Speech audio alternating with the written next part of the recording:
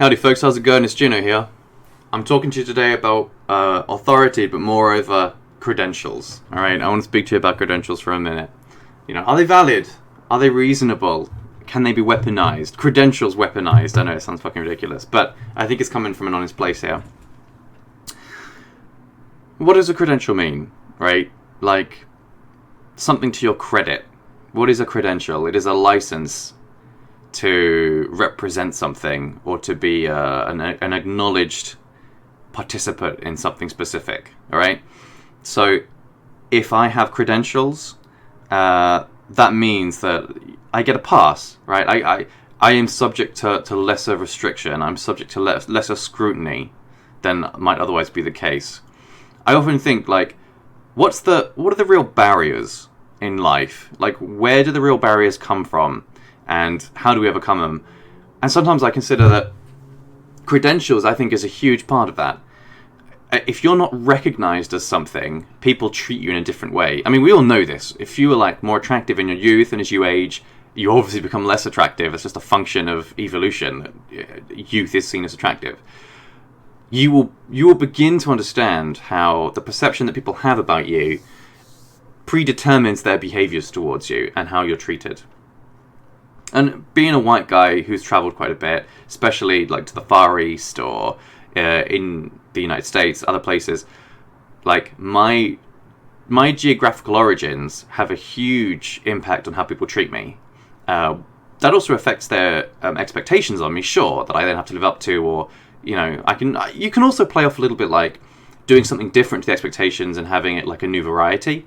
But for the most part, there is an expectation placed upon you, and you're obligated to at least live up to it, because it's so beneficiary to everybody who is, in the same position as you. So you all try hard to maintain it. Obviously, that's the terrible thing about like travel becoming more accessible, is the people who aren't aware of that relationship then begin to experience some of the benefit, but don't understand the mechanism behind it, and then may deteriorate the whole thing a little bit. But that aside, people who think in that mentality, I don't think usually would travel to the places where it'd be most specifically available and beneficial. So, like places in Spain are well accustomed to what the average British guy is like, so they're not under any of the pretense of like them just being gentlemen or anything like that. And conversely, in places like Asia, where you don't see the average British guy, but maybe only a very specific sub-demographic of British people, they are actually more liable to be the ones who will live up to that almost stereotypical image of British people. But in a way, this represents the kind of credentials that that my passport has. Like, before I even arrive, people have a notion of what I'm like. And luckily for me, it's a very positive one, but I think it's an earned one as well, that people before me have, set out with their effort. They've actually gone out of their way. It wasn't just gifted to them. They went out of their way to make a great example, and all I have to do is follow it. I don't even have to add on to it. I just need to follow it, and I get to benefit from that. So it's a great return on investment for my genetic group. Anyway, so credentials, right? Like, the obstacles in life, how much of them are related to credentials? I would argue some genuinely are. And the hijacking of a credential system is a clear security vulnerability in any environment. If I can artificially represent myself as having certain credentials and have other people recognize that, even if it's artificial, even if it's false, and I've manufactured it, it immediately gives me advantage. And it may not even give me too much advantage, but it may disadvantage those who don't have the credentials. And sometimes that's valid, right? Because the credential system isn't there because it's totally inaccurate. It's clearly, in some situations, a credential system is, when it's functioning properly and without obstruction or corruption, a credential system is highly beneficiary for all in the environment, because it produces a shorthand, a quick access to very specific features and traits that can be useful and utilized more effectively. However, right, if you want to, you can corrupt the credential system. Like, you can turn it on its head, and we see this all the time in the last few years, but I think we'll see it a lot more in the future, where new systems are created that proclaim to represent something, and they give credentials to those within its system, and then it puts a hex on those who try and refute that credential system. All right, so it'll taint them, it'll stain them by use of probably something emotional.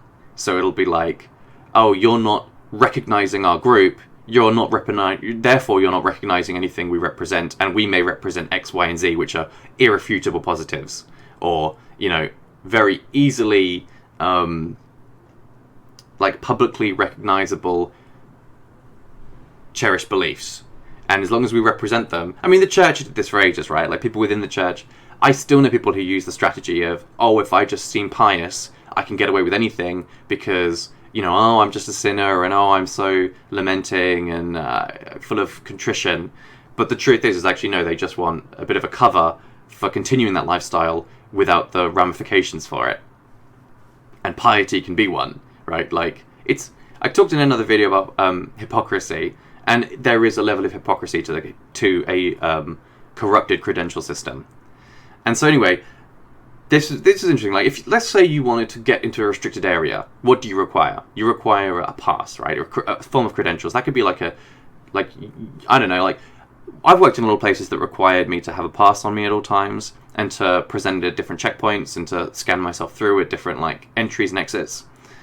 And it's kind of an accepted measure that is taken to, ostensibly it's for security purposes, but obviously it's also for tracking purposes, that you can monitor the movements of individuals, and so you can you can't have the entire population of a facility in one location inside that facility. Like, each separate location or district only has a realistic, safe number of people that you can accommodate in that area at a given time. So by monitoring travel, you can control the population movement so that no one area is ever over capacity. Or if they're if it presents a danger, like somebody unauthorized comes into the building, and then you're not unsure of their intentions, so you can monitor the movements of individuals and find them in a hurry. You can understand, if you're an emergency service and there's a fire, you can track where the card was last scanned, and you can see how many people left. It's like an automatic registry system. But in technology, where credentials are used is often in cybersecurity, right? So it's to give passes to websites. When you visit this website, it has to have up-to-date credentials, so your browser accepts the information coming from the website, and you can actually do any interaction with the website you want. If the credentials aren't up to date, your browser may very well stop you, or at least warn you before you travel there. In the same way, even functions in the operating system require credentials. If there's any communication that's happening or function that requires administrative access, credentials are required to authorize that. And it's just a system of checks, all right? But once you fundamentally get down to it, all credential systems are corruptible. And therefore, for you to simply accept every credential at face value and give it ultimate authority in its field is a folly. It's fallacy for you to accept it as a kind of axiom. It just isn't. It's not that strong. You've not prioritized the validity of the representation well enough. You've not understood really what's being communicated, but you've identified it with authority, and therefore you assume it has. But as I said, credential systems aren't perfect, right? You need to have a skeptical view on credential systems, and when you begin to look at it in that way, you can also see routes to manipulating credential systems for your benefit. Again, you want to access an industrial compound that you shouldn't be having access to, all you need is the correct credentials. Now, there usually would be a normal way to get them, which would be an application process that may require an interview or some sort of vetting, but there would be an illicit way to get them, you could steal someone's pass, or you could access a security system that produces the credentials and simply put your application in after the vetting process, the step after the vetting process, so you just add it then. In which case, it's just an automated system that is producing the credential document, right? So you, in essence, to get to that stage, you should have passed a vet, a vetting process. But if you can somehow circumvent the vetting process and still get your application through, that's also going to result in the same outcome of you being credentialized. I don't know if that's a real word, I just said it. And alright, so I have put on this Frankie McDonald video because he made this claim, and then someone kind of really quickly chipped in with, you know, he should be banned, he's not qualified. And I think this is it's funny, obviously, because he made a very, like, obvious remark. You know, it's a highly volatile zone. Japan is highly volatile. It has a lot of earthquakes. It has a volcano on the island. Like, I know there are multiple islands, but you know what I'm saying. Like, it's in a situation where even people without the qualification, without the credentials, could reasonably make that statement with confidence and have it come out true, right? It still has a chance of making an accurate reflection of reality, which is kind of where my truth alignment is.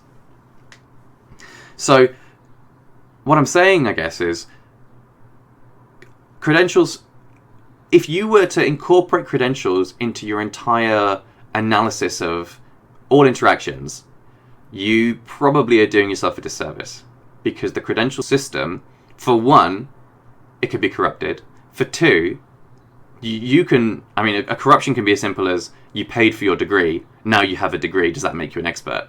Probably not, yet you are credentialed. You know, you are some sort of licentiate. I've been reading Don Quixote, I had to get the word in somewhere.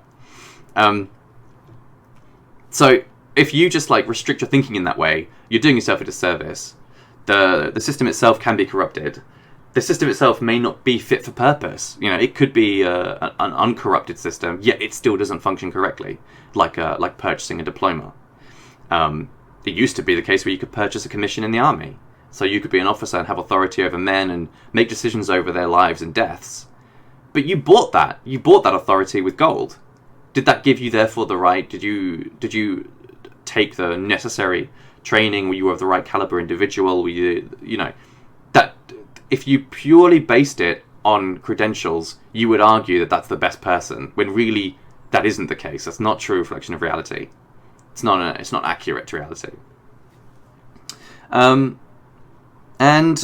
Yeah, so I'm sure I wanted to say something else about this. Yeah, and the credential system just leaves out so many people who still can produce accurate results. They still can say things that have truth in them or have truth to them in that given field, even without having credentials.